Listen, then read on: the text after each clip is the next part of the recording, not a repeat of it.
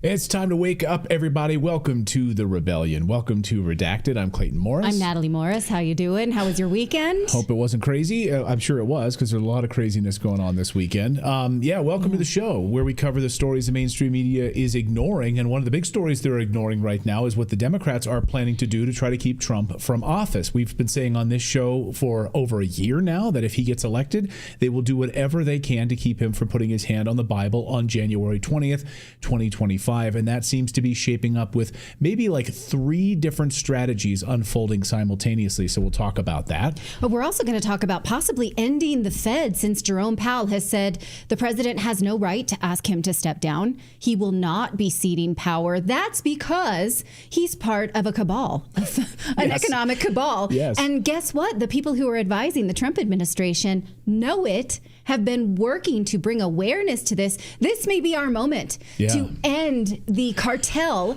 that runs our economy, you guys, and I am excited about it. So we're going to talk about economics. I love that. That's going to be in our second segment. You better not go anywhere. Yeah. Economics is where it's at, you guys. We're also going to take a deeper dive on that. Once we talk about end the Fed, we're going to also talk about, will we return to a gold standard in the United States? What are the implications for that if we do move off and away from the Federal Reserve? What would that mean for the U.S. dollar? And will we go back to a gold standard where the government would have to be accountable for every dollar it spends instead of just printing money to go into endless wars? This is exactly what Ron Paul has been talking about. Of course, now Elon Musk and seems like J.D. Vance are on board with this. This could be really a revolution. No wonder they want to keep Trump out of office. An economy that works for the people, that forces us all to make prudent financial decisions. What the hell? It's exciting. I'm a little too excited about it, so much so that I feel like I can't look it in the eyes, like it's going to run away like a puppy. But we're going to try. Hey, welcome, everyone. Let us know where you're joining us from around the world today. Thank you guys so much for subscribing, being a part of our show. We are live Monday through Thursday at 4 p.m. Eastern time, and we've got a lot of great guests for you coming up here this week. In fact, Roger Stone is going to be here a little bit later this week. J.J. Carroll is going to be here. We're going to talk about Tom Hallman, of course, is the new border czar. So we got a lot of news to get to this week here on Redacted. So let's dive into it. Now, we've been saying for over a year on this show that even if Trump wins, they will not let him put his hand on the Bible on January 20th, You've 2025. Been saying that, and I don't like it when you say it because it scares me. Well, now it's coming to fruition. I mean, Look, I've been saying it. I think they've tried everything they possibly can. Well, let's try to shoot him multiple times. Let's try to indict him. Let's try to throw him in prison. All right, now we'll try the election. That didn't work. That was a colossal failure. Now that he's won in a landslide victory, what are they going to do next? Well, the Democrats in the deep state are going to do everything in their power to keep Trump from being inaugurated on January 20th. We'll come back to the 14th Amendment piece of this in a second, but first, the other plan. This is amazing. Will this happen before Thanksgiving? Kamala Harris should be the first female president of the United States before Trump takes over, says a former Harris aide. You guys, that happened on Veep. That's exactly what happened, is she gets an interim presidency and loses the election and doesn't get a full term. I can't with this. It's unbelievable, the idea that, and look, I have a running bet with a high-ranking member of an administration. I am not going to name names here. We have a steak dinner bet, and I said, will President Biden step down, resign the office of the presidency, and install Kamala Harris as president of the United States? He says no. I say yes. I told him how I want my steaks cooked, and because I think we're getting very, very close to this actually happening. Why do you think he would do this, Clayton? He clearly hates her. Well, there are a couple of reasons why he would do this. This would, in many ways, to try to cement his legacy, which is now foundering, and he will go down as the worst president in American history. Mm-hmm. Could he be the president that actually brings in the first female president of the United States? Would he be able to do that? He steps aside. The election didn't go this way. He becomes the first president to basically hand it over to a woman. He's the ultimate feminist. I don't think that's the flex that you think it is. For liberals, it is. Exactly, because you're installing, a lame duck? Your first female president is a lame duck for what? weeks? Like, I mean, months. Well, that's the thing. Months, but possibly not. So that's the key, right? She becomes president, but possibly beyond January 20th after Inauguration Day. So all of these pieces are coming together. But here is this Harris aide floating this idea. And this is coming from multiple people now. CNN putting out this idea. Watch. He is looking for. That is my question. I'll start with you. Joe Biden has been a phenomenal president. He's lived up to so many of the promises he's made. There's one promise left that he could fulfill, being a transitional figure. He could resign the presidency in the next 30 days. Make Kamala Harris the president of the United States. Whoa. It would absolve her from being able to from having to oversee the January 6th transition, right, of her own defeat, and it would make sure that it would dominate the news at a point where Democrats have to learn drama and transparency and doing things that the public want to see. Is the time. This is the moment for us to change the entire perspective of how Democrats. Okay, this has now jumped from an internet meme to a Sunday morning show. Jamal's out here right now in a Congratulations. season of House of Cards. I thought you were going to say, what about the Supreme Court? That's also out there. Well, the Supreme Court might happen. I don't know if it will, but I think this. Yeah. So it's not just an internet meme, because Democrats have been talking about this privately. And so somebody gave him some sort of marching orders. You're going to be on CNN on Sunday. You drop this. You drop this bomb. You start floating this bombshell out there. You'll recall this is exactly how it started when they started the coup against Biden to remove him from office. They started with the Sunday show trickle. Democrats are quietly chattering behind the scenes. By the way, I've been hearing about this for months. That's the reason I have this running bet going right now, because this isn't just some internet meme. No, this is what's being floated. He should step aside by Democrats and allow her to become president of the United States. He said it. He said it. He did say it. Yeah. Can you imagine? imagine? It looked like he wasn't supposed to. Like they were like, oh wait, no, we're going to let people think that's crazy for a while until it happens. And you're all absolutely, it seems theorists. crazy to me. But you know, it also seemed crazy to me when you said that Kamala Harris would take over the candidacy for the 2024. Remember when everyone mocked me for that? I did. Yeah. Well, you're an idiot, Clayton. Kamala Harris is going to be picked and put in there and not have to go through a nomination process. You're a conspiracy theorist, Clayton. You're an idiot. That doesn't mean you're not an idiot. I'm an idiot, but it happened. They want to do this because they want Trump to have to change his merch, too, because he wouldn't be 47, he would be 48. It's like, dang. That little hyphen on the hat, 45-47, then it would be what, 45-48, if he's allowed to become president. Because he would just sell more then. It would be stupid. This is stupid. Yeah, exactly. It's stupid. Like it's frightening. Go ahead. Chaos, but I think that would be the only legitimate reason to do it, would just be to be petty and make somebody have to change all their merch. Just like when Obama left. Yeah, just like when Clinton's team left and they took all the W's off the keyboards in the White House, you know, so George W. Bush's staff couldn't use the W's. Like, this is the pettiness of these people right now. But that's one piece of it, right? Will he step aside before Thanksgiving and install Kamala Harris? The other piece of this is much more concerning, and that is the use of the 14th Amendment. Of course, Democrats have been angling for this for quite a while. Let's just read through Section 3 of the 14th Amendment so you understand. No person shall be a senator or representative in Congress or elector of president, vice president, or hold any office, civil or military, under the United States or under any state who had previously taken an oath as a member of Congress or as an officer of the United States or as a member of any state legislature or as an executive or judicial officer of any state to support the Constitution of the United States shall have engaged in insurrection or rebellion against the same or given aid or comfort to the enemies thereof. But, of course, Congress can sidestep that with a 2/3 of each house and remove that disability from that individual. Well, if Republicans, of course, don't have the majority in the House, they don't have that leverage. That's exactly what Democrats are trying to do. And, of course, they've been laying the groundwork for the idea of trespassing on the Capitol building, insurrection for a long time. Nancy Pelosi on camera, playing right to the camera multiple times, calling it trespassing. Here she was on CNN doing it. Secret Service said they have dissuaded him from coming to Capitol Hill. They told him they don't have the resources to protect him here. So at the moment he is not coming, but that could change. I would come, I'm going to punch him out. This is Oh, my wow, moment. I would pay to see I've that. been waiting for this, for trespassing on the Capitol grounds. I'm going to punch him out and I'm going to go to jail and I'm going to be happy. I've been waiting for this. Sound like entrapment much? So Jamie Raskin, of course, one of the pioneers of all of this, has said, so this isn't a conspiracy theory. Okay, you have a former Speaker of the House, you have members of Congress who are overseeing the January 6th hearings, saying publicly that they will wait, if he gets elected, they will do everything in their power to disqualify him so he does not then have, on January 6th, cannot become president of the United States and be inaugurated. Here's Jamie Raskin. And the greatest example going on right now before our very eyes is Section 3 of the 14th Amendment, which they're just disappearing with a magic wand, as if it doesn't exist, even though it could not be clearer what it's stating. And so, they want to kick it to Congress, so it's going to be up to us on January 6, 2025, to tell the rampaging Trump mobs that he's disqualified. And then we need bodyguards for everybody in Civil War conditions.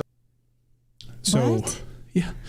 This is, again, not a conspiracy theory. That's a member of the House of Representatives saying this. That's what they're going to do, is disqualify the president of the United States. So if that doesn't work, what about the legal angle of this, which is the Jack Smith angle? Which would take it to the courts. Then Republicans would have to take that to the Supreme Court, which would uphold. But as we went through with the Jed Rubenfeld video explaining what might happen if there was a tie, is that Democrats could say, well, we're still not going to certify this. Even though the courts have said we're going to do it, Democrats can just straight say no. Yeah. No. And that's what they're playing at here. And then we have a civil war, right? Right. Then we have a constitutional crisis and a civil war in the United States. That's exactly what they're playing at here. They absolutely do not want him back in the White House. Full stop, no matter what. And of course, you're hearing over the past few days all of the plans that Trump's team is putting out there on the border, on education, on any litany of things. I mean, there's a whole, and people are freaking out right now about all of these plans for the United States. All the liberals are freaking out right now. And so the Jack Smith piece of this is the other side, which in Zero Hedge just published this morning. Deep State will not surrender to Trump. Jack Smith has another card up his sleeve. So now we know that on November 8th, Jack Smith filed a motion in the United States District Court to basically vacate the briefing in a summary of the January 6th case against Trump, right? It seemed like, this is done. So as Zero Hedge points out, in the second sentence of the motion, it states, the government specifically requests that the court vacate the remaining deadlines in the pretrial schedule to afford the government time to assess the unprecedented circumstance and determine the appropriate course going forward, consistent with the Department of Justice policy. By December 2nd, 2024, the government will file a status report or otherwise inform the court of the results of its deliberations. Here's the key paragraph. Being that Donald Trump has not yet been sworn in, I believe Jack Smith is going to challenge the DOJ's longstanding rule that current presidents cannot be indicted, prosecuted, or jailed in a criminal case while in office, on the grounds that Trump is not yet a current U.S. president. This will leave a very small window open from December 2nd to January 6th for Smith to pull his last card. I mean, okay, how can they move that fast? Oh, they can move fast when you know that the deadline is approaching quickly. They can move very, very quickly. I mean, it's deeply disturbing. I'd love to hear Jeb Rubenfeld's take on this, but this is, so everyone was like, oh, Jack Smith, he's pulling this, he's vacating all of this stuff, and this is a huge win. Something seemed fishy, and there were a lot of people who were saying something really seems fishy with this, and I'm glad they said that. Because, look, we've been fooled so many times by these clowns that I am not given into like this optimism in this way. Like, I'm a glass half full kind of person. When I see how shady and manipulative they've been repeatedly, I'm sort of, that glass is starting to drain pretty quickly. Okay. Roger Stone is going to be a guest here on the show tomorrow because he believes, I mean, they're absolutely going to try to try all of this to keep him out of office. Assassination, of course, at the top of their list, and he wants Trump to be as safe as possible, stay away from any large-scale public events. We have 70 days or so until the inauguration, but he's concerned they're going to do everything they can to keep him out of office. Watch. The House of Representatives still undecided. Communist Congressman from Maryland, Jamie Raskin's already announced that if they do get a majority, they will seek not to certify Donald Trump's overwhelming mandate from this Tuesday's election. So America still hangs in the balance. When Kamala Harris says, "Oh, we're gonna peacefully transfer power," and don't be put to sleep, folks. These people are evil. They right now, wherever they are, Barack Obama and his minions are cooking up their next diabolical plan to try to undo the will of the American people. So we cannot let our guard down even for a second. My greatest fear remains that they will try to kill him. Oh, Stone, you're a conspiracy theorist? Really? They've already tried to kill him twice that we know of. And we still don't have the answers, very much like the Kennedy assassination. Yeah, he's absolutely right. Questions that Joe Rogan raised on his interview with J.D. Vance about the mystery of the lone gunman that they ended up cremating his body almost immediately and completely swiping and cleaning out his apartment. Yeah. Removing it from everything. One other side note piece on all of this is, well, what about the Supreme Court? You and I were talking about this weekend. This is like a bombshell revelation that they would ask Justice Sotomayor to retire. And Bernie Sanders was asked this very question by that Kristen Welker on NBC News, like, should Sotomayor step aside so Kamala Harris could be placed on the Supreme Court? Watch. Before I let you go, I do want to ask you about the Supreme Court. Some Democrats behind the scenes quietly talking about the possibility, should Justice Sotomayor step down, to allow President Biden to appoint someone who's younger. She's only 70 years old. Is that something that you would support? Do you think she should step down? No, I don't. Have you heard any talk of this? A little bit, yes. I don't think it's a sensible approach. And you don't think it's a sensible approach? Correct. All right. Correct. She so badly wanted him to. She so badly wanted him to expound on that. You could tell after the first one, he's just like, no. And yeah. she's just like, no. I can't talk about this nonsense. Yeah.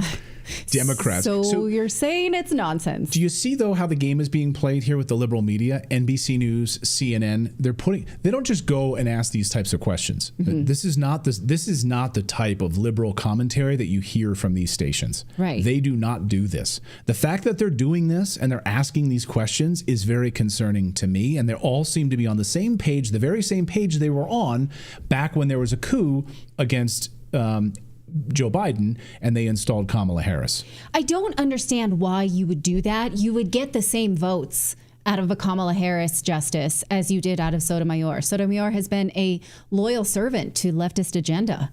So you would get the same.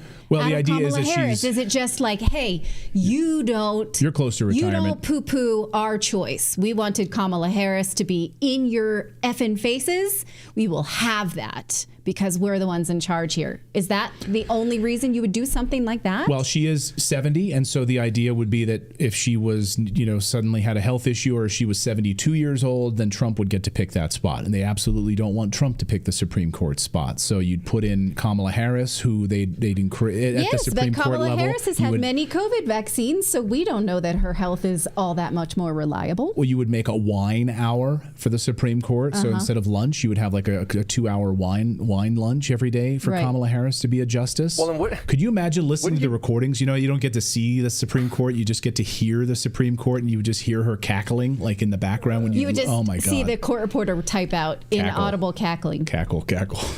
Yeah. Could you imagine how she must feel of how she's gotten every position she's been handed since the beginning of her career? Could you be like, oh, I was handed the vice presidency, I was handed the Supreme Court. She has earned nothing. Right. Yeah. Not even the nomination. Nothing within the Democratic Party. Nothing. She's not won an election.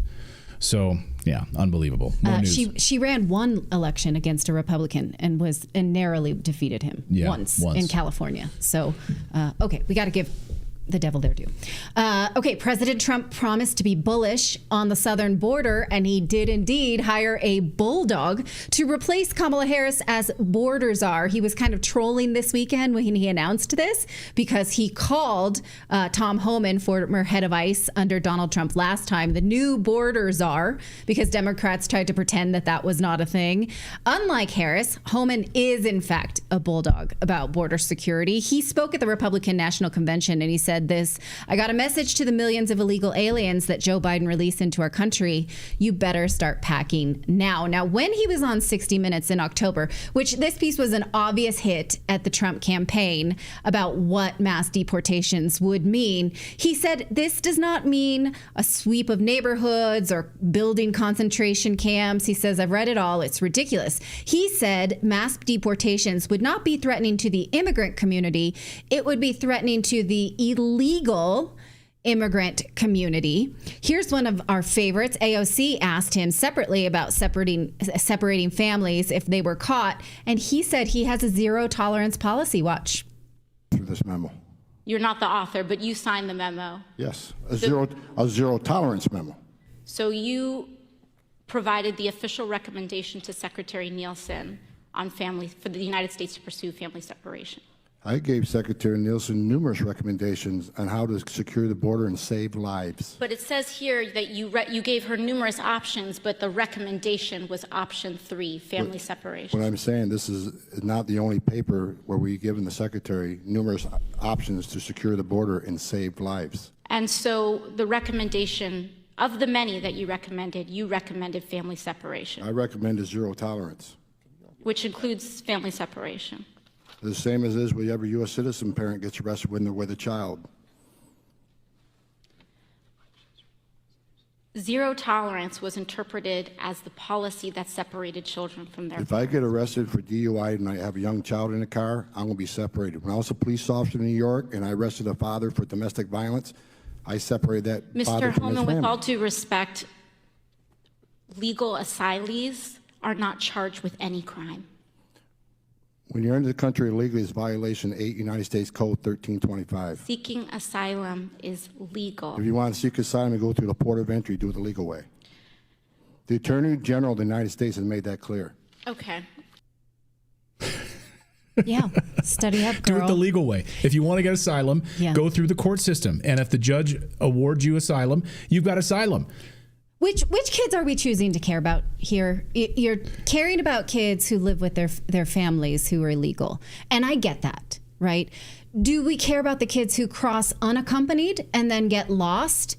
And we have records of them being sexually abused and put in forced laborers. Are we going to care about them? Because the only way to stop that, and we've shown you the Department of Homeland Security report that showed that the Biden-Harris administration lost 300,000 children that they know are in forced labor or sex situations right now and has not gone back to find them. So are we only caring about the children who live in houses right now with their families, or the other ones like, too bad they're screwed? We can't look at that because the only way to stop that is a secure border. Full stop, period. That's the only way to stop. And Tom Homan, he DGAF.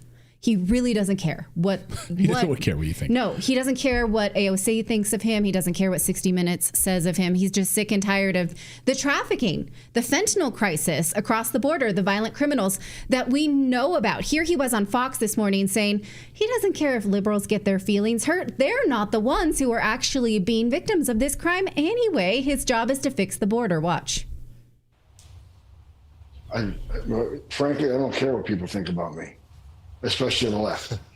Again, when you have a historic crisis, a crisis this big, here's what they need to know. When you have a crisis this big that overwhelms the Border Patrol, where the majority of Border Patrol are no longer on patrol, they're making sandwiches, they're changing diapers, they're making baby formula, they're making hospital runs, they're making airport runs. When you take most of the Border Patrol agents off the border to deal with humanitarian crisis, that's when the fentanyl comes across to kill 250,000 Americans. That's when the sex trafficking has increased 600%. That's when no suspected terrorists has crossed this country. They've had a record of people on terrorist watch list been arrested at the southern border. That's why you have over 2 million gotaways. How many of them came from a country sponsoring terror? So I don't care what anybody's opinion is on illegal immigration. When you create a crisis this big, all these other bad things happen. That's why you have to secure the border. I don't care if you're a Republican, a Democrat, or independent. So border security is national security. All right. So this weekend, 60 Minutes did a truly horrific propaganda piece on why anyone would vote for Donald Trump, particularly Latins in Pennsylvania. Why did they do that? And it was just like they were spitballing, like, why did this happen? What else? Must be the economy, they say. Had to be that. And actually, it's not that hard of a quandary if you actually have spent time with Latin people. Now, ICE has admitted that they know about over 660,000 non-citizens with criminal histories, but they only have 15,000 of them detained. We went over that document in detail. It means that almost 98% of the criminal migrants that the U.S. knows about are roaming the streets of America right now. Who do they prey on? Not actually white, upper class liberals. So those people don't actually have to really worry about it. They prey on the Latin communities that Democrats shove them in because they just see them all as like one breed of dog. And who then gets terrorized? It's the Latin voters that are being terrorized with murderers, drug dealers, thieves, rapists, because so they voted against that because guess what? People don't like being raped and murdered. Who'd have thought? So 60 Minutes really had to stretch. Like, why would Latins vote for safer streets? Why don't they want criminal migrants in their communities? Why? Yeah. Why? It's like esoteric question. Like, it's so why easy do birds sing? It's so Clayton? easy for liberals like in New York City on CNN who live in upper high-rise apartments to cast dispersions about the Latins that live in Reading, Pennsylvania. Like, how could they possibly vote for Trump? How could Latins that live in Aurora, Colorado vote for Trump? Well, you know what? When those same Latins who are hardworking Americans, they've been here for years and they're here legally, suddenly there's 10, 20, 30,000 illegal Venezuelan gangs in their same neighborhood. That's exactly when they take to the voting polls and decide to vote for Trump. Yeah. I was talking to a friend yesterday who's originally from my same hometown in Reading, Pennsylvania. And he said, well, by the way, wasn't it like crazy to see like Reading, Pennsylvania as like all eyes were on Reading? And I said, yeah, because of the Latino corridor, right? All through Reading, Pennsylvania, up in that direction. And why did so many Latinos in Pennsylvania vote for Trump? Yeah. It's this very reason why they voted for Trump. And it's liberals shocking. are like, you don't want to vote that way. Keep getting raped. The migrant criminals, we just want to welcome them. Stop that. Well, and liberals keep playing this game where they want to pretend that the only people that voted for Trump were like cis white males, like white guys who drive trucks. Like that's the reason why Trump won. No, actually, that's not the reason why Trump won. Yeah, white males voted for Trump, but it was women. It was Latinos. It was gays who are sick and tired the gays, they're sick and tired of the transgender movement moving in on what all the progress they made over the years. Like, it wasn't just white men. Look at the data. It was the multicultural victory that Democrats can only dream of. Right. So, middle finger. More news. Yeah, more news to get to. Remember when the New York Times told us that it was a conspiracy theory that FEMA was refusing to help Trump supporters hit by hurricanes in the southern states of the United States? Here is the New York Times fact check. And by the way, I don't know if you know this, on the New York Times, you can subscribe for just $1 a week to get their great fact checking, as well as all their other amazing journalism. Dope. Oh my God. How many of you actually subscribe to the New York Times? I swear to God, I hope that you don't. And if you did, please cancel your subscription ASAP. Anyway, the New York Times, fact check. Trump's false claims about the federal response to Hurricane Helene. The former president falsely accused the Biden administration of spending disaster funding on migrants, neglecting areas that had voted for Republicans and ignoring a call from a Republican governor. Of course, they... Ron DeSantis specifically, he spoke to Joe Biden multiple times, but he was not going to speak to Kamala Harris, who had nothing to do with the response. And he spoke about that. And even Biden said, yeah, I spoke to DeSantis multiple times. Like, anyway, that was pretty funny. But the real issue, of course, was, wait a minute, you're going to withhold FEMA money and show up to people's homes in these hurricane hit zones if they supported Trump, if they're Republicans, if they have Trump yard signs, if they have a MAGA hat, if they have any kind of symbolism at all that they happen to be Trump supporter or Republicans, you're not going to do it. New York Times fact checked that. Well, it turns out now we have confirmation from FEMA that, in fact, that is true. Yes, they were skipping houses with Trump signs, according to the Daily Wire, who confirmed it. Now, we spoke separately here on Redacted to supporters in those areas who told us FEMA ignored them 100%. For 2 weeks, no response from FEMA. From Republicans and Trump supporters told us separately from this Daily Wire report, and we reported it here about 2 weeks ago here on the show, if you'll recall. Anyway, here's the Daily Wire, exclusive. FEMA official ordered relief workers to skip houses with Trump signs. Whistleblower says it's almost unbelievable to think that somebody in the federal government would think that that's okay. So what exactly happened here? Here's the internal communication from the team sent out by FEMA Administrator Marnie Washington. She told workers in a group chat to avoid homes advertising Trump as they were worked across the town of Lake Placid in October. It's hilarious, though, but it's like also follow the rules. The third one, avoid homes with Trump, but also communicate and follow the rules. Well, that's not the rules. Avoid houses advertising Trump. Stay away from houses advertising Trump. Make sure you take frequent breaks and drink water. Avoid high salt diets and coffee. Don't have coffee and high salt diets. Coconut water is a good way to replenish your nutrients, but avoid Trump homes. Bring a towel, but not to Trump voters. And these are best practices, by the way. It said implement best practices. So here is that woman, by the way. Here is Marnie Washington, who told Trump workers to avoid Florida homes with Trump signs. She's now been fired. There was also internal messaging that said, avoid Trump signs, no contact per leadership. Meaning don't even contact them. Someone inside could be dying. Someone could have a starving baby.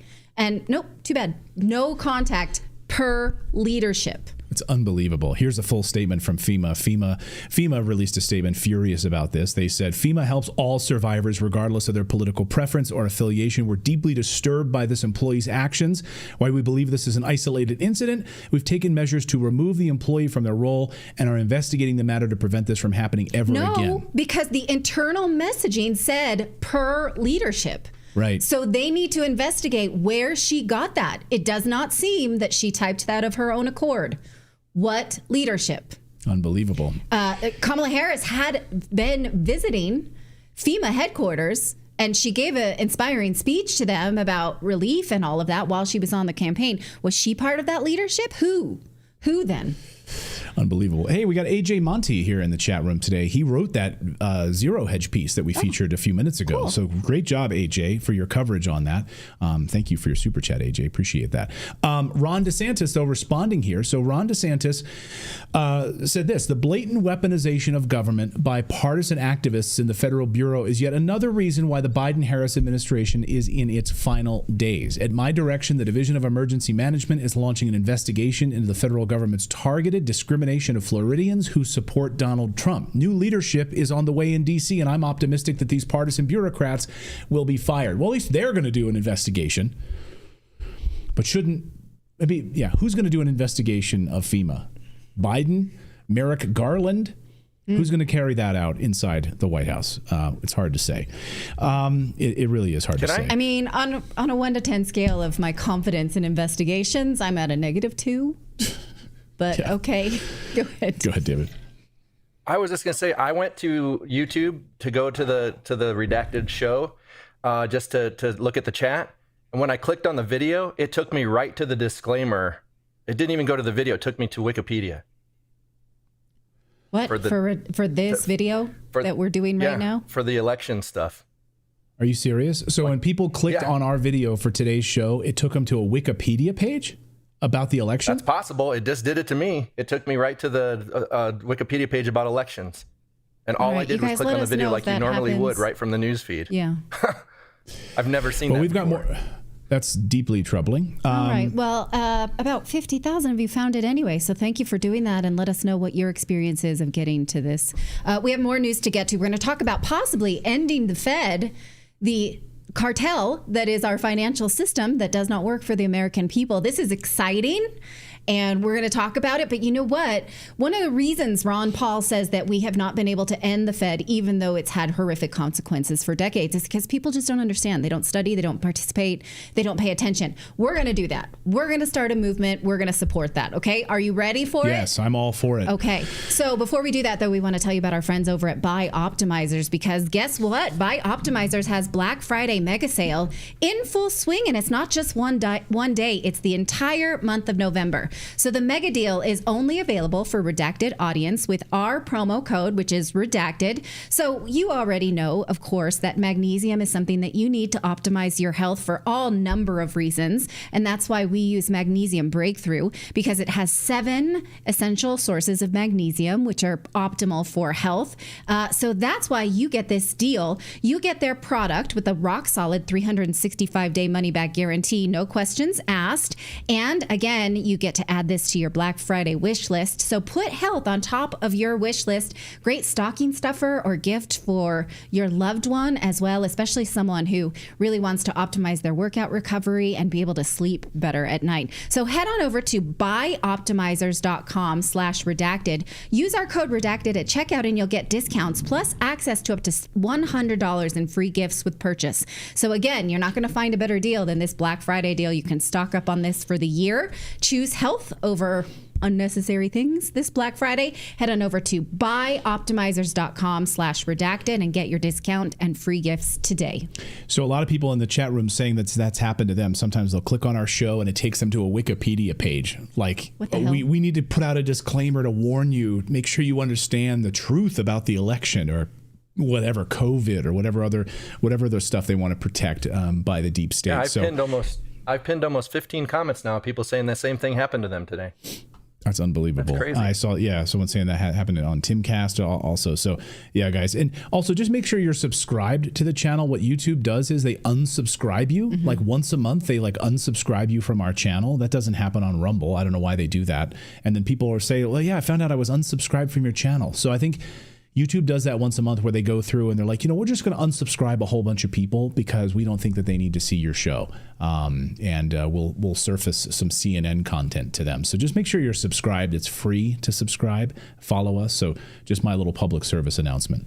All right. This may be the moment where we can tear down the Federal Reserve without having the devastating financial collapse that Ron Paul has warned about. This is exciting, you guys, because Dr. Ron Paul, former candidate for president, former Republican House member, and my hero. Yes, and now a fan of Austrian economics and longtime warner of what our I don't know if that's a word, warner of what our financial system is headed for. He has said that he thinks eventually our economy will have just a devastating Soviet-like collapse because we're not paying attention to what the Federal Reserve has done to us. Everyone has predicted that it will happen. Everything he said that he's predicted has happened. If you look at his book from 2009, End the Fed, he says he doesn't think Americans will actually do the right thing and end the Fed until a devastating financial collapse, because most politicians, they don't get it. Most Americans are not told the truth about the Federal Reserve, but maybe there's a way. So Federal Reserve Chairman Jerome Powell said last week when he announced lowering interest rates that if he were asked to step aside by President-elect Trump, he would simply not do it. Watch. Victoria. Hi, Victoria Guido with Politico. Some of the president-elect's advisors have suggested that you should resign. If he asked you to leave, would you go? No. Can you follow up on, do you think that legally you're not required to leave? No. Okay, gotcha. Unelected globalist. Mm-hmm.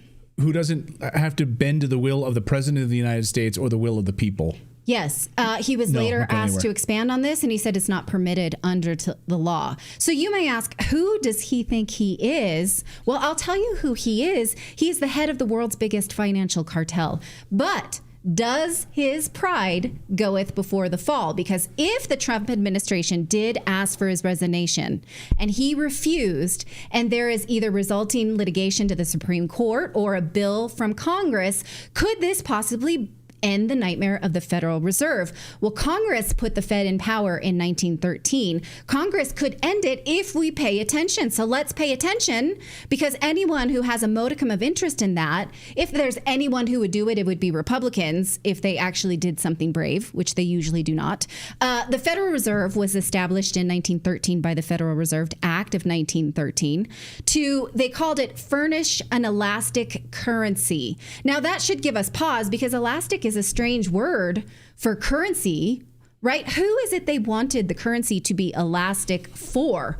Certainly not for the working man. You can tell who it was. It's for the powerful and the unelected. And in fact, this secret and powerful few is who we are not supposed to ask about. And we saw that in practice in 2008 when Fed Chair Ben Bernanke was asked who was receiving all of these bailouts during their financial collapse. He said this: well, some have asked us to reveal the names of the banks that are borrowing, how much they're borrowing, what collateral they're posting. He said, we think that's counterproductive.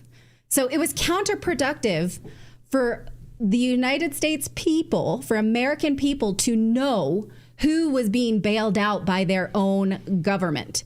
It's secret. It's supposed to be that way. In other words, the Fed works to protect the wealthy, and the working class gets screwed repeatedly when the market crashes and the American family's savings and assets deflate in value. And the Fed was created secretively, of course. Yes, exactly. Let's take a look at that story. This secrecy is built into the DNA of the Fed. Here's how Ron Paul explains it in his book. It was a secret meeting that happened at the home of J.P. Morgan himself, and the press was told that it was a hunting trip.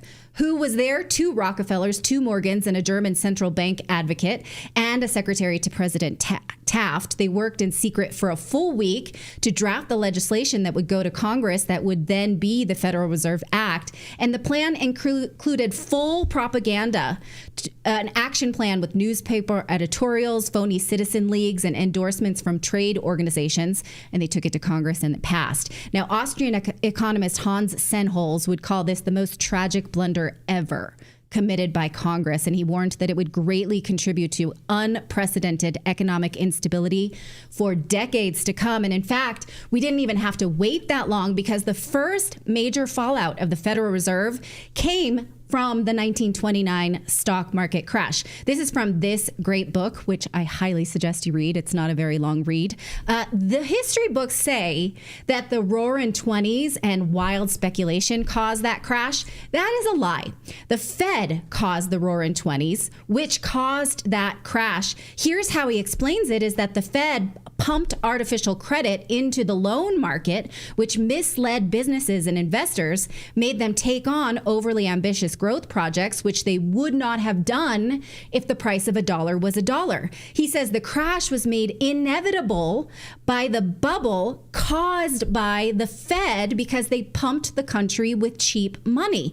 The numbers speak for themselves. Since the creation of the Federal Reserve, the dollar has experienced over 3,000% inflation. Just look at an inflation calculator. That means that what you could buy for $1 in 1913, you now need $31 to buy. So you possibly could feed your family for $1 in 1913. $31 yesterday I spent taking my kids after a swim meet. I got 3 cheeseburgers and a milkshake for $31, which in 1913 would have cost $1. Do you remember the dollar? I mean, even the dollar menu back in the day was transformative. They got rid of the dollar menu because you can't do anything for $1 anymore. But you could get like $1 cheeseburger. Yeah, you know, right?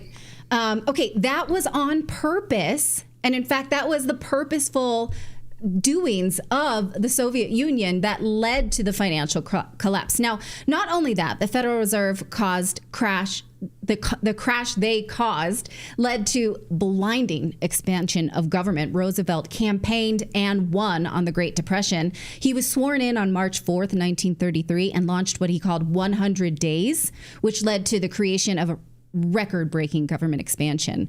But even worse than that, possibly, than the manipulation of markets is that the Federal Reserve causes war because Americans are told that they have to pay for war from their taxes and these wars are necessary. Well, before the Federal Reserve, the government could not afford to go to war because they had to actually have the money. The Federal Reserve allowed them to launch wars on credit and create money out of nowhere. And in fact, this lie started in World War I, right after the Federal Reserve came into effect, because the American people were told they needed to pay more taxes and they needed to buy war bonds in order to fund the war. But if you look at the data, in fact, that war was not funded on American taxpayers. It was funded by the Fed. Take a look at this. In total, scholars have estimated that only 21% of the First World War was funded through taxation. The remainder was funded by Fed-backed borrowing, 56% and outright money creation for the total cost of $33 billion. That's wild. Another big piece of this too is that, in World War II, we would buy these war bonds. Like everyone's like, America's counting on you. Right. Go buy these war bonds right now to support the war, to fight Hitler. And it was all just a psychological experiment that the war bonds never were really funding the war at all. It was all funded by the Fed. It was all funded by the government. They were printing money and doing this. So it was just a psychological experiment to trick people into thinking like, we're fighting Hitler with our money. We're going to buy some war bonds and keep them in a shoebox and hand them down to our kids. It's garbage. It was fake. So every war since has been financed by this idea of money creation. Can we also say this too, is that the idea of the Fed, or having the federalization of the US dollar, printing paper currency, was only meant really because of war situations, like in the War of 1812 and so forth. They would come in sort of temporarily and print these dollars for the purposes of funding a war. Yeah. And then the idea was when the war was done, we would go back to sort of a gold standard. We would remove ourselves from this paper dollars and we would go back to the, sort of a gold standard. So that was supposed to happen. It happened every time we kind of went into a war. It was sort of temporarily step in and then step back until it stepped in permanently in 1913, and now all these wars. We continue to be sold the lie that we need a war in order to pull us out of the economy. We saw that when Zelensky went to Pennsylvania and said, hey, my war is really good for your economy because it allows people to make and sell bombs. And Americans were told that the world wars are what pulled them out of the Depression. That was a lie because the economy never properly recovered because of the continued perversion of the Fed. Now, Americans were sold this idea repeatedly: Korean War, Vietnam War, Afghan War. This is such a shit sequel, and we keep buying it. You guys, stop going to this movie. Literally, just stop. We asked Dr. Ron Paul recently if, in fact, we would have to have this catastrophe in order to end the Fed. He was on Redacted just before the election, and he said this. But it always ends. It ends badly because a lot of people will be cheated and they'll go bankrupt. But to do it gracefully, like getting more members of Congress to vote it in and gradually just shrink the Fed, no way. It's not going to happen. But why? You say, well, why'd you waste all that time, talking about it? Because it'll end. It's going to end itself. And the big question is, what are you going to replace it with? The Marxists like it because they want chaos. They want excessive spending. They want chaos in the streets. They want these wars to agitate us. And then they will come in with their Marxism that they really want to promote. So that is a very, very strong scheme that we have to overcome. And that effort has been going on for a long time. So I would say that to eliminate it gradually is not going to happen. When it ends, though, that's why we have to have a replacement for it. And there's a lot of good history about it, our early history. They tried it with the continental dollar. They tried it with the national banks early on. And they tried it with the Federal Reserve. Okay, so most people agree that Ron Paul is one of the smartest people in the room when it comes to the economy, I think. Do we all agree that? Yes. And he has 100%. Been trying to bang this drum about ending the financial cartel for decades. He is, in my opinion, the loudest and smartest voice in the arena. What's encouraging, though, is that he has the ear of the Trump administration through Elon Musk. So just before the election, Musk said he would like Ron Paul to advise on the Department of Government Efficiency. And Paul said that he would do it. Here was this post on X. Elon Musk said, would be great to have Ron Paul as part of the Department of Government Efficiency. You guys, was there a cat? I think I just heard a cat. Did we just end our stream? Are we still live? We're live. But people are like, what is that, a cat? We don't even have a cat. Okay, that's David. My phone just started it's sitting here in work mode, do not disturb, and all of a sudden it just started making cat noises. I have no idea. That was the weirdest thing. You see me try to keep going, and I'm like, what the actual? I know. I was trying to mute stuff. I'm like looking for a button. I thought it was on your end. I was looking for a referee to like throw a flag. I know. No more cat noises in here. I was like, did pizza find a cat or something? Okay, let me just make this point because I have to take my daughter to the orthodontist. What the hell? I thought there are many times when I'm like, oh, we're being manipulated by dark forces because of this subject matter. I think that a lot, but okay, we were just somehow trolled by a cat. Okay, once again, we think that Ron Paul may in fact be involved in the Trump administration because Elon Musk has asked him to advise on this Department of Government Efficiency, and Ron Paul said he would do it. Well, we all know what the first agency that Ron Paul would cut if he has his druthers. So could we actually have voted for people who will do this? Could we kneecap this sort of beast that is the Federal Reserve because we have people in office who have an appetite for it, and Jerome Powell has shown this pride that could lead to the fall. Let me know what you think about this or the cat in the chat below. Now we're going to talk more about returning to the gold standard in just a minute. Yeah, go ahead. I just wanted to recommend another really good book is the Creature from Jekyll Island by G. Edward Griffin. That's another really good book on the formation of the Federal Reserve.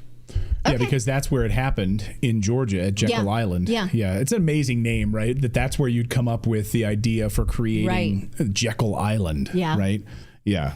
Thank you. Okay, cool. It's like Gargamel Island. That's where we came up with the Fed. All right.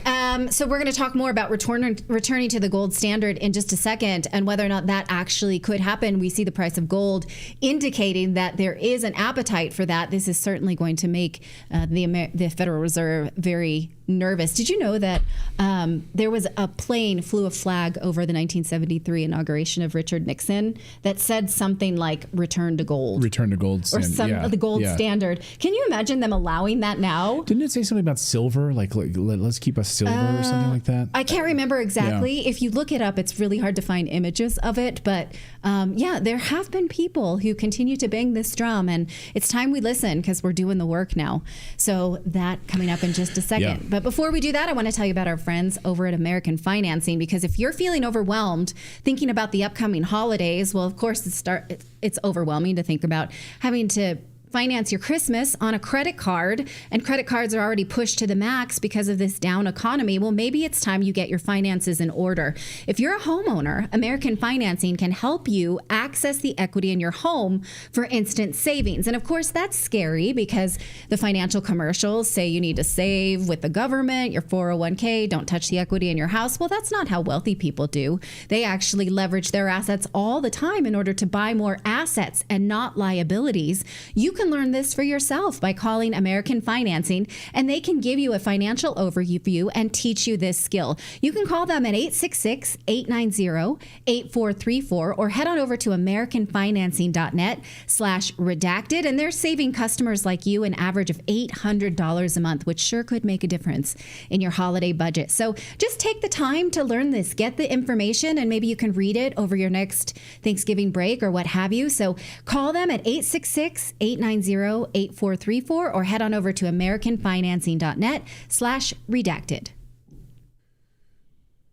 Well, of course, we just talked about ending the Fed. Is that the big plan, to get rid of the Federal Reserve? What's going to happen to gold? What's going to happen to the U.S. dollar? We are at a pivotal moment right now in the United States monetary policy and the future of this country. We wanted to bring in CEO of Lear Capital, our friend of the show, Kevin Demerit, who is a gold expert who watches these markets very closely. Love to have him on every few months to get an update on where things stand. And boy, do we have a big update to get into today. Kevin, welcome back to the show. Thanks for having me, Clayton. Wow, what an unbelievable moment we are in. So, of course, you're watching all of this unfold right now. And as we just talked about here, ending the Fed, and, there's a big movement, it seems like, to embrace Congressman Ron Paul's plan to finally get rid of this unelected group of monetary policy makers that the United States voters have no say in, ending the Fed. So what do you make of that, first of all, and what do you think it'll mean for gold prices, for the U.S. dollar, going forward over the next few years? Yeah, there's a lot to that. So it's not a simple thing just to get rid of the Fed. But if you think about it, is it the right thing to do? Sure. The right things to do are sometimes the hardest things to do.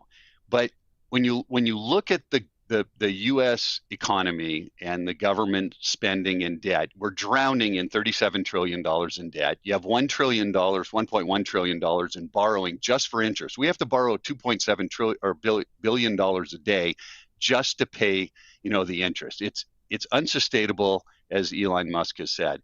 A lot of countries have already been selling dollars and buying gold with the BRICS currency because they understand that the U.S. dollar and the U.S. economy is kind of at a tipping point here. There's just too much debt. We have to continue to print to keep up just with the interest rates.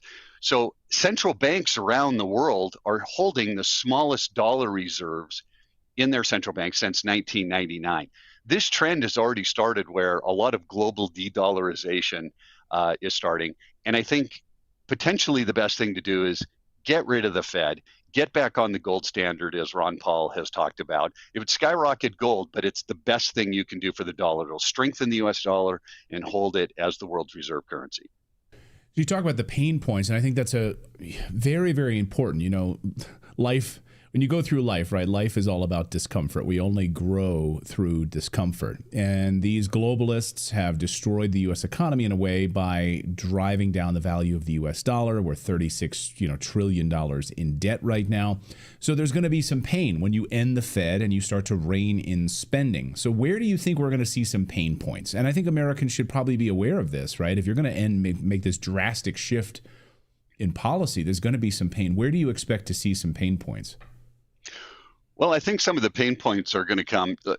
Look, you have this BRICS currency that we've spoken about a couple of times on this program.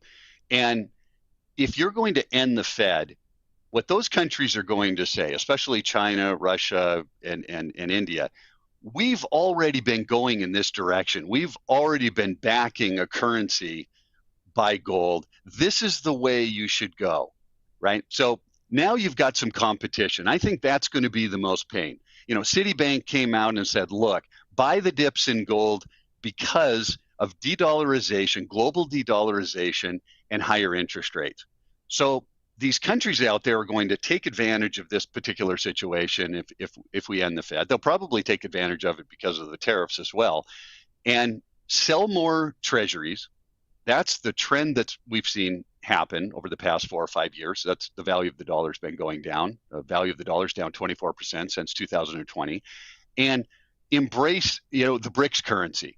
Everything the U.S. government is talking about now, we've already talked about. We have this kind of nailed down with the BRICS currency, and they've already got 30 countries, fairly substantial companies, kind of jumping on the bandwagon with the BRICS currency. So I just think you're going to get an acceleration of more countries having to make a decision.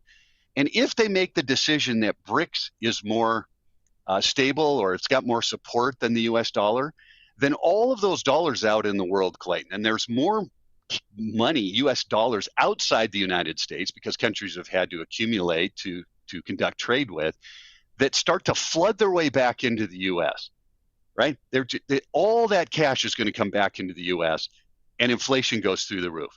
If you look at the 6 other world reserve currencies, when they lost that status, for 2 or 3 years, they had to deal with incredibly high inflation because all of that currency came back into their country. The definition of inflation is too much money chasing too few goods, and you get inflation. So you're starting to see people like Stan Druckenmiller, who says, look, interest rates are probably going to be higher. Inflation isn't going to, get down to the 2.1 that we believe it's going to, or the Fed that believes it's going to end up at, because potentially these dollars are going to come back into the United States. Exactly what Citigroup says here. So there's a lot of things that happen that are the consequence of ending the Federal Reserve. Again, is it the right thing to do? Sure, they've put us into this horrible situation, so let's get rid of them and come up with a better situation. But the consequences of doing that is the hard thing on the other side that will have consequences here in the United States for investors and your financial well-being. So gold prices, you said Citigroup came out with this buy the dip right now. Gold down just a little bit right now. But historically, where Trump has been elected, what has happened? So we're seeing this little dip right now. Citigroup says, yeah, buy the dip because it's going to skyrocket. Bank of America, I think, has like a price target for gold, like over $3,000 an ounce. I think UBI Bank, I think, also has it over like $3,200 an ounce. So what has historically happened here when we see these sort of dip periods? Yeah, so in this article, it's a great question. The last time Trump was elected, we saw about a 5.5%, 6% pullback in the gold price. And then when he got into office, from that point on, we saw a 54% increase in the gold price. I think you're going to see a substantially higher increase this time. I wouldn't be surprised if you see a 60 or 65% increase, because he's tackling things that people have not wanted to tackle before. If the Federal Reserve, tariffs, is it the right thing to do? Absolutely. Is there going to be some ramifications because of it? Absolutely. So that volatility is kind of what Citibank, Bank of America, UBS, a lot of those other banks are talking about with a higher price of gold. And other countries around the world have already been accumulating at record levels in preparation of a dollar or de-dollarization. I mean, how difficult would this be, Kevin, to suddenly take the U.S. dollar, since we haven't had this since 1971, and put the U.S. dollar back on a gold standard to what, Congressman Dr. Ron Paul wants and what Elon Musk seems to be pushing for and what even J.D. Vance seems to be coming around on? How difficult would that be with $36 trillion in debt? Like, what would that look like in America? I can't wrap my head around. We're so used to debt. We're so used to printing fake money. The Fed just is used to printing money whenever they want. Now they'd be held accountable for it. It seems to me like the chickens would come home to roost in a big, big way. Well, so two things would happen. First of all, I'm in the greatest industry in the world if this happens, because right. You can't back every dollar for dollar with gold like we had back in 1974. You'd have to back a portion of it. Same thing the BRICS countries are talking about. Some portion of the dollar would be backed by gold. Again, fantastic for gold. It doesn't matter if you are backing just a tenth of it or a smaller amount even. The gold price is going to go through the roof. The second thing that happens is, and people have to understand this, prior to 1974, every time you printed a dollar, you needed to back it by gold. That stopped the money printing from getting out of control. So going forward, after they backed it by gold, now you have a control that says, hey, look, I can only print money if I can purchase some physical asset that can't be printed and back some portion of it with it. Again, gold skyrockets, but at least it controls the spending, keeps the dollar strong, and makes America better. Again, some consequences because of it, but you get a stronger, predictable dollar. Right. And, we as Americans are asked to watch our budget, not overspend, not go into credit card debt. And in many ways, it brings this all under control and I think drives inflation way, way down, where now you have dollars, not just an abundance of dollars chasing too few goods. And that's, I think, would transform the United States of America. But I think you're right. There will be some pain points in all of this. You guys just put out over at Lear a new silver shortage report. And I see the price of silver dropped also in this dip right now. We're big, Natali and I are big, investors in silver. So what do you see happening to silver? And I'll get you out of here on that, Kevin. To me, it's the most undervalued asset in the precious metals complex. I mean, you have the largest silver deficit in 20 years. It's trading at a discount of 40% from its all-time high. You've got data centers going up, more electronics, more electronic cars, more solar, and you can't keep up with the mining in the silver market right now. So I believe the silver should trade in the $45 to $49 range based on where we are right now. And with everything going on with gold. Is it like around $30? $30 right now? Yep. At $30.50. So it's got a long way to go. And there's an enormous amount of reasons. And not only in a report talking about silver, we also have the report talking about debt, the de-dollarization. We just put out a small a report on the tariffs and how that will affect the US dollar. So people should get educated right now. I know there's a lot of confusion about what the heck do these tariffs mean? What does this Fed Reserve situation mean? What happens to the debt? Elon Musk is talking about pulling $2 trillion out of spending. What does it all mean, and where can I invest? We give a little bit of an education on that. So if people give us a phone call, we'd love to be able to get those reports out.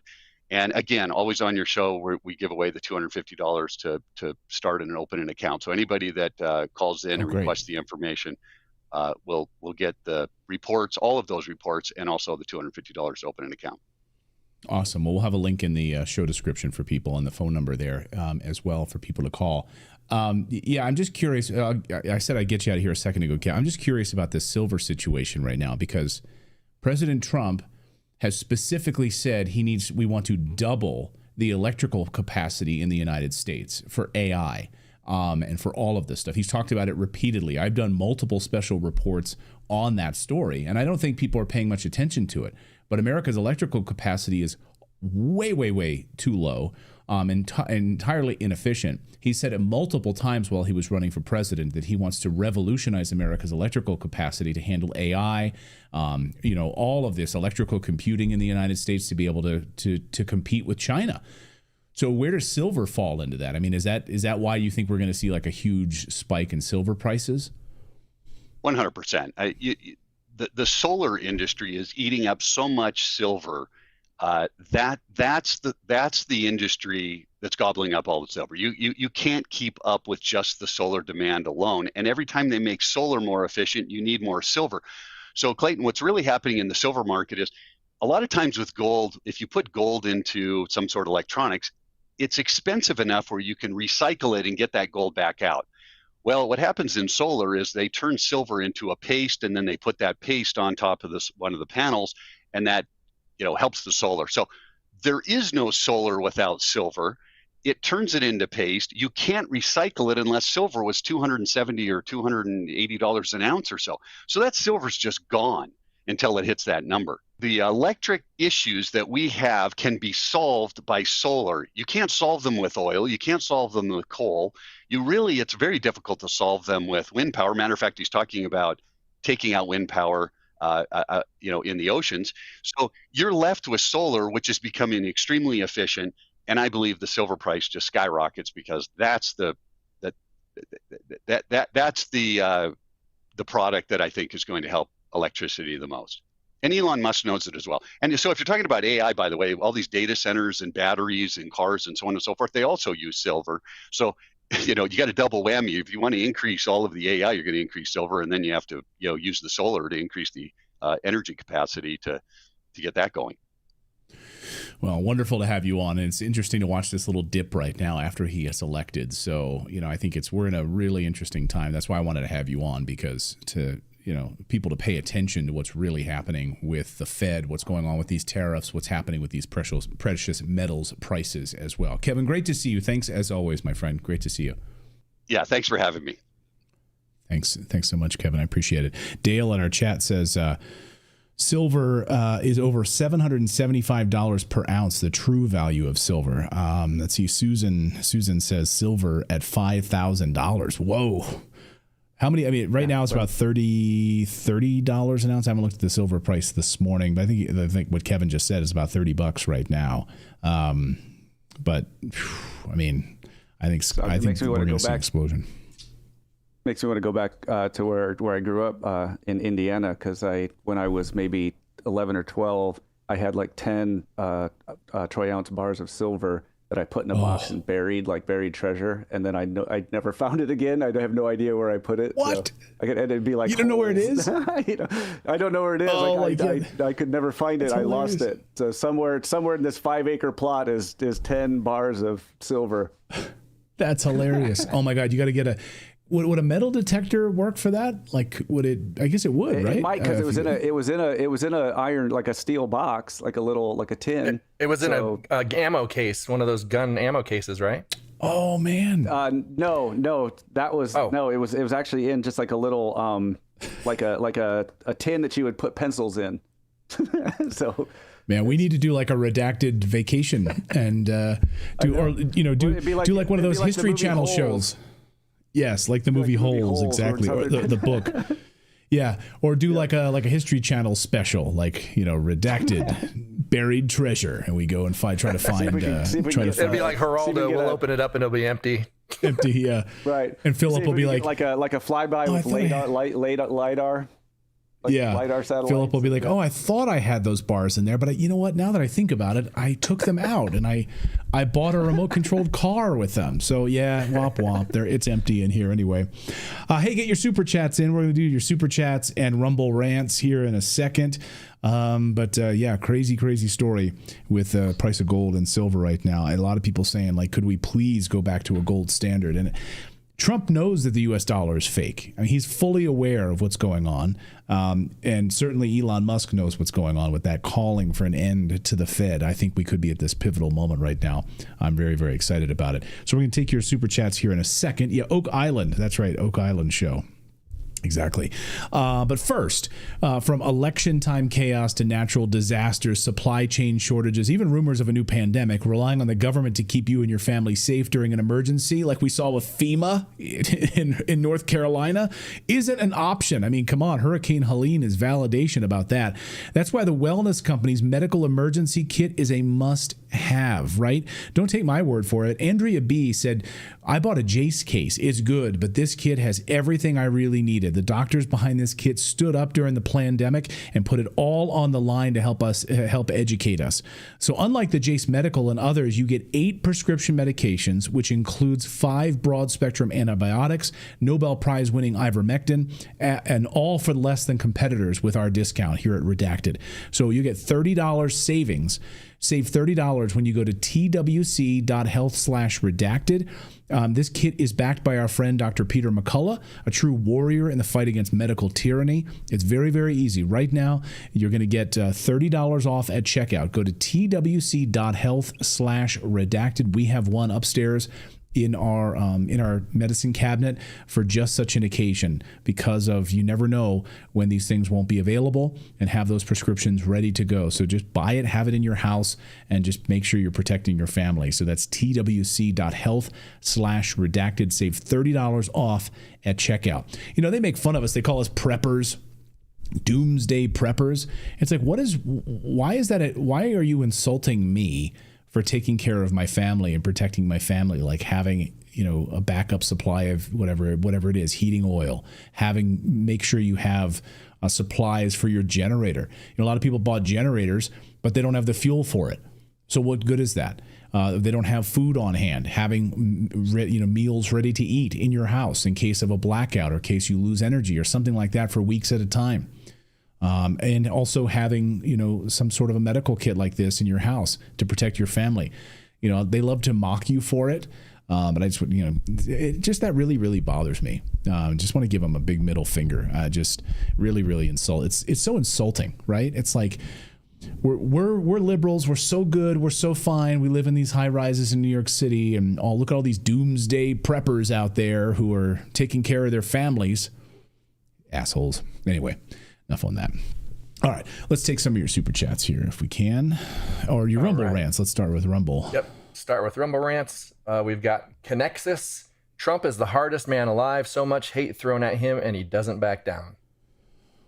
Do you know anyone who, I mean, regardless of how you feel about the guy, do you know anyone who's like more of a hard worker and who is like tireless in the face of all of this? I mean, again, who knows how much of, any of the legal stuff he's got. I mean, it's unbelievable. I've never met anyone like that. I mean, my dad was a hard worker, but this is like a next level. Yeah, most people tend to quit when they get shot. Right. Or sued, or, I mean, any litany of things, right? Anyway. DeVerico, I highly doubt Trump will install Pompeo. I'm pretty sure what he's doing is calculated to keep the intelligence in line until he takes the helm. And yeah, he already said he's not going to be pulling Pompeo or Haley. Yeah, so over the weekend we reported that, and he posted on Truth Social that no, Pompeo is not going to be a part of his administration. And so I know behind the scenes right now what's kind of going on. I don't want to tell tales out of school, but I will tell you that there are some powerful people who have his ear, and these powerful people are amazing people, and they are making sure they're trying to pressure Trump to make sure that he does not have the likes of Pompeo in there, people like Nikki Haley in there. That's now you see the battle in the Senate right now, what's happening in the Senate side, to put Rick Scott in that position as House Speaker. So that our majority leader, so that you have that, you have that majority leader spot, so that you don't have people like John Thune and John Cornyn in those places. But there are a lot of other neocons right now who are trying to become part of this administration. And you have some really powerful people who are trying to basically block that from happening. And I'm very encouraged by that. So we'll see. Well, and I watched a video this weekend on how Trump was going to pardon Snowden and Assange, and Mitch McConnell blackmailed him, and Pompeo attacked him for it. So he had actually planned to do that before he left and couldn't. And also he planned to release the JFK files until Pompeo told him not to. So America should know that the CIA was responsible for the assassination of JFK. Like, we should be allowed to see those files now. I think most Americans understand that the CIA killed JFK. We know that. Likely in collusion with another foreign government. I'm sure you can figure that one out. We should all see that. We should all be, none of these people are alive anymore that we're protecting. We should see these documents. And Trump said on day one he's going to release them. So that's clearly why they don't want him in there. It's kind of go ahead. Kind of weird why the former director of the CIA wouldn't want that released. Yeah, exactly. All right, so that's all the Rumble rants. I'm going to start just throwing the super chats up on screen for you now. Cool. Free men die free. If Trump is blocked at inauguration, that will signal to the masses all peaceful options have expired. I think that they want that to happen. Wouldn't Nancy Pelosi and these people love to say, see, look how violent they are. There's a civil war. Wouldn't they love it? That's exactly what Nancy Pelosi wants. That's exactly what these people want.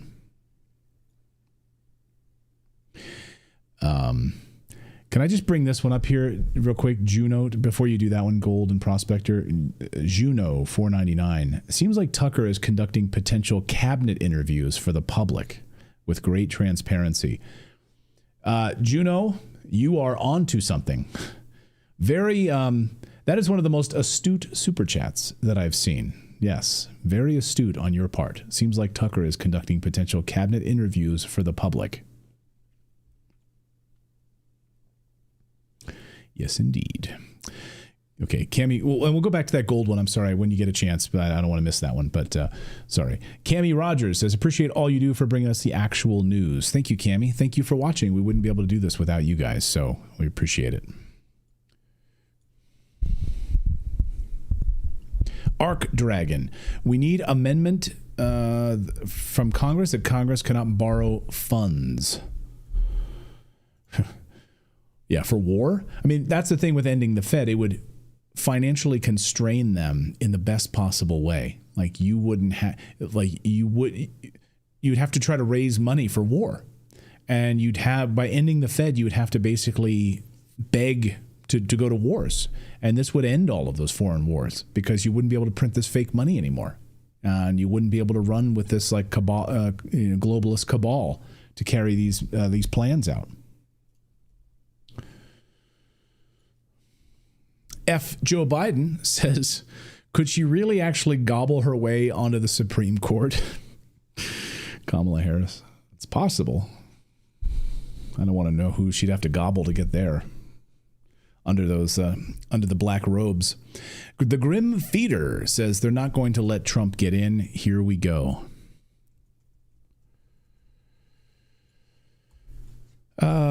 Ned Davis, Holman is such a dog. I'm questioning my own citizenship, and I was born in South Bend, Indiana. He's like, I hope I'm an American citizen. I hope I'm an American citizen because Tom Holman's going to come for me. Cyrus Ramsey, Tulsi Gabbard will be the first female president. From your mouth to God's ears. That'd be amazing. AJ Monty, thank you for this. Yes, we already read this one for your $50 super chat. Thank you for highlighting his article. That's absolutely right. Great writing over there. I would encourage everyone to go read that article. Rod RR, get rid of the pattern day trading rule. Pattern day trading. John DeLeo, they'll end the Fed so they can start up their own CBDC program. It's a possibility. You know, how that's going to relate to stable coins and what happens next for the U.S. dollar backed, stable coins backed by the U.S. dollar. So, yeah, your guess is as good as mine at this stage. Freeman Die, thank you. Ron Paul will go down as one of the greatest U.S. and global heroes on par with the founders themselves. Agreed.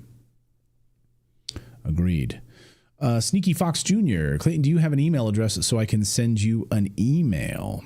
Yeah, just Clayton at redacted.inc.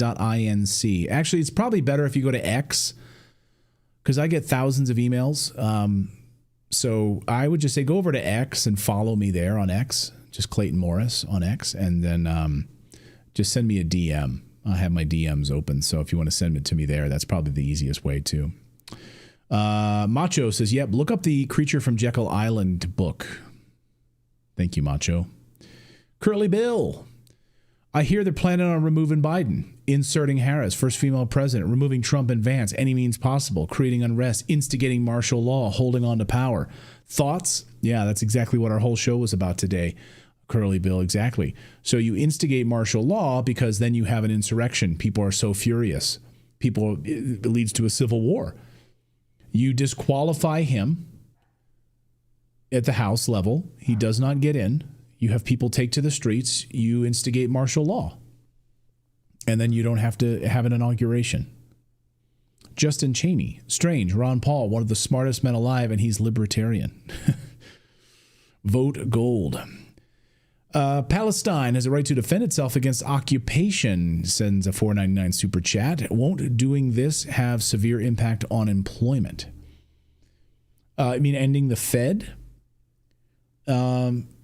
No. I would encourage you to read Ron Paul's book, End the Fed. It's great. He lays out exactly why it would be a boon for manufacturing, for job growth in the United States. People's currency would be able to buy them goods that aren't wildly overinflated through inflation. It would create more jobs. And imagine not spending all of this fake money on foreign wars. Be remarkable, right?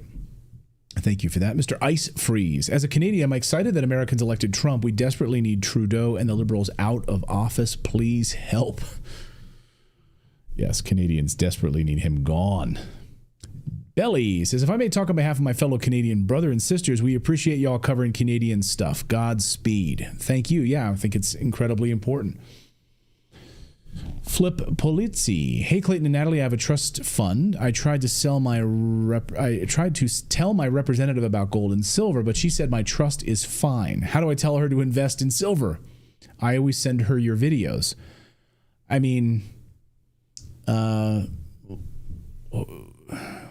It's your money. Why do you have to beg someone to invest your money? I don't know. Just tell them that you want to. It's up to you. It's your money. You do what you do. But like Natalie and I just bought, when we've just invested in gold and silver, we did about 60%. I think it was 60% silver, 40% gold in our last purchase. Because silver's $30 an ounce. And I personally believe based on data that it's going to skyrocket. But even if it doesn't, it's a preservation of wealth. I saw someone in the chat saying they have a 1911 silver dollar that's worth a 1911 silver dollar is worth $32 because it used to be that a dollar was a dollar, like a dollar was a dollar was a dollar. Now a dollar's not a dollar anymore, right? So that one silver dollar is now worth $32. Like, does that make any sense to anybody? It doesn't make any sense because that's why the United States dollar paper currency is fake. It's not real. It's a fabrication. So I would tell your rep, I want to buy silver. Buy $5,000, $10,000, $20,000 worth of silver. Whatever you're going to do. NBA Hype says, what can we do to protect Trump? I mean, I think we're doing our job. I think a lot of people are making sure that he's not doing stupid stuff, maybe going out golfing in big public places right now. So I think there are a lot of people that are really trying to do their yeoman's best to really protect him, Javier Ramos, Super Chat won't let me type about the Puerto Rican elections. Really? That's weird. Why would that be, David? I don't know. I don't know. YouTube does some funky things with chats. I'll just tell you, right straight up.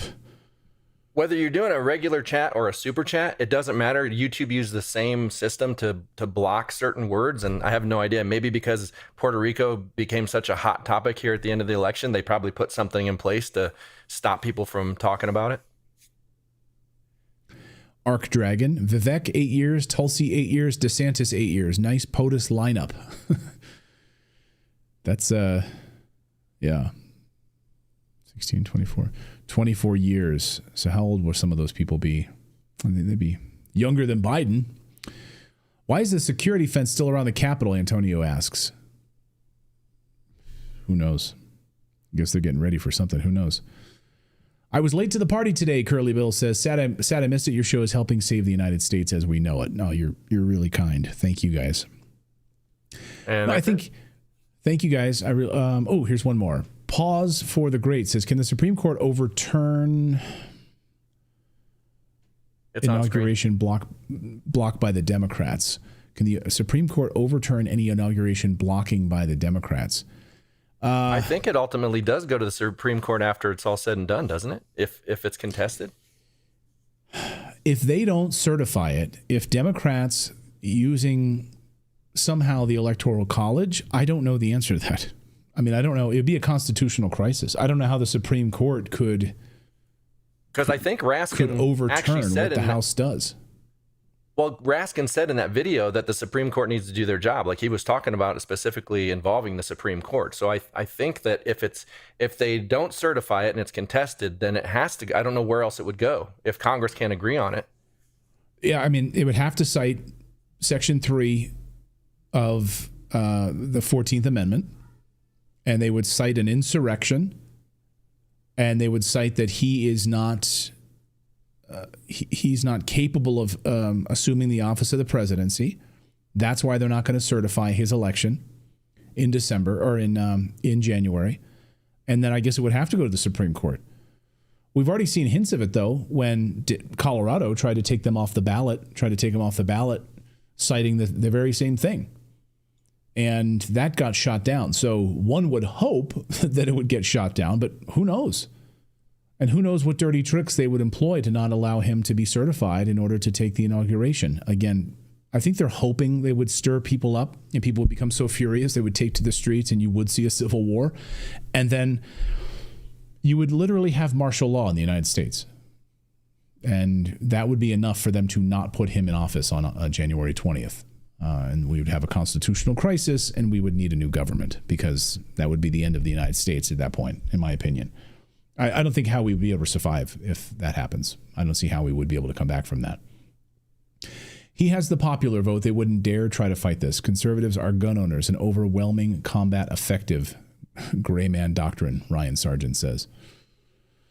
No, I think, I think Gerald Nadler would stop you guys. And then I went back to the one that went out of the queue.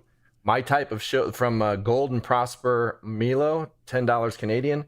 My type of show, gold standard. Let's go. It would make sense if BRICS goes to a gold standard currency. The U.S. would remain significant if the gold they claim to own is real. Yeah, that's a good point. Yeah, and I think it's really one of our only bulwarks right now against the BRICS currency.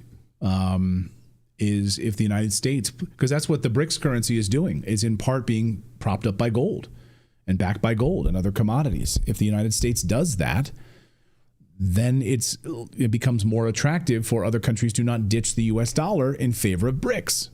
That's how this works. Claudia, thank you for your free speech. Love from Switzerland. Thank you, Claudia. Thank you. And I think that's it from everyone. Thank you guys so much for subscribing. I still got some up there. Okay. Cosmic prison. All presidents are banker puppets, even Trump. Yeah, well, it's true. We'll see if he's going to break that puppetry. Jose Rivera, Puerto Rico election won by Jennifer Gonzalez, PNP Republican, second in the Independent Party. Thank you, Jose. The comments section. Shout out to my wife, Kristen. I love you, babe. Thank you for that. We should start doing birthday readouts. Yeah, you want to do a super chat for your birthday or anniversary? We had one. Enorma's birthday was last week or whatever. Oh yeah, Enorma's birthday. That's right. Thank you, Jose. I think we already had that one. Appreciate that. Yep. And DJ Lewis, no, you have Trump pull up in a U-Haul, and we have the people will help him peacefully transition them right out of the White House. Yeah, Americans just go to the White House. They're like, we're cleaning out your furniture. Kenzie, please dive into the strong Yale friendship of Vance, Vivek, and Giovanni. Member Parliament. They're each strong in their strong leadership positions. I'll check that out. Thank you, Kenzie.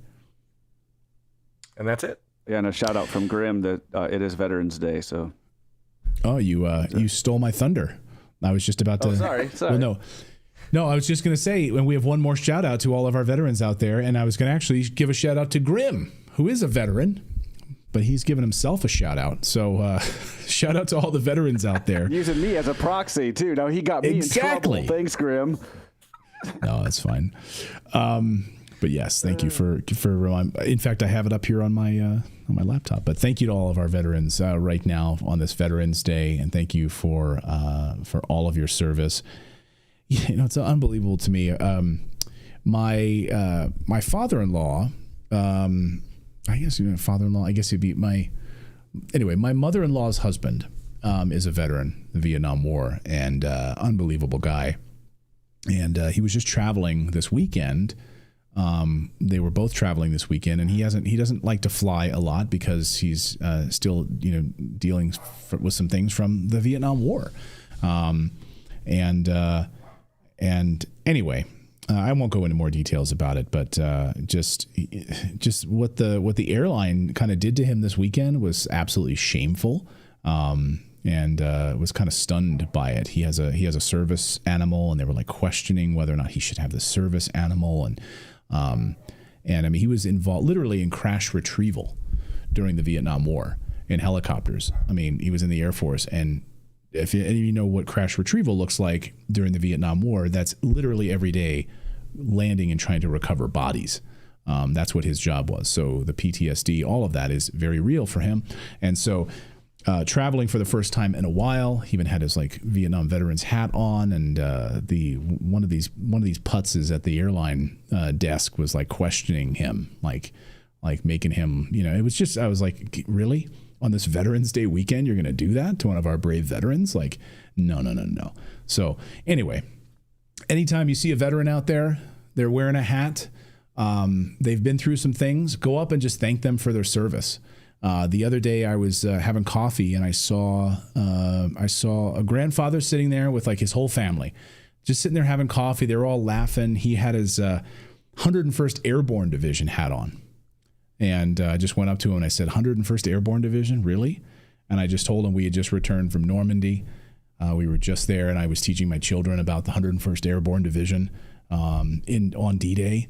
and he was just like blown away. And I could just see, his kids were like, whoa, because I went up to him and said, I just want to shake your hand. And like what that must have meant for like his kids, to see, oh, grandpa, like he did some stuff, I don't know. If you ever see a veteran wearing a hat or just standing by himself, keeping quiet, just like go over and thank them for their service. And, I don't know, just take a moment out of your day to do that. So, just want to say that as I'm thinking about my dad today too, who was a veteran and, who served, in Germany and was stationed in Nuremberg, right after the war. So rest in peace, Dad. Love you. But yes, to all of our veterans out there, have a great Veterans Day, and we thank you for your service. Grim on our team, who's an Iraq veteran as well, we thank you for your service as well, Grim. So thanks to all of you guys. We'll be back here tomorrow at 4 p.m. Eastern Time. Thank you guys for subscribing, and have a great night, everyone.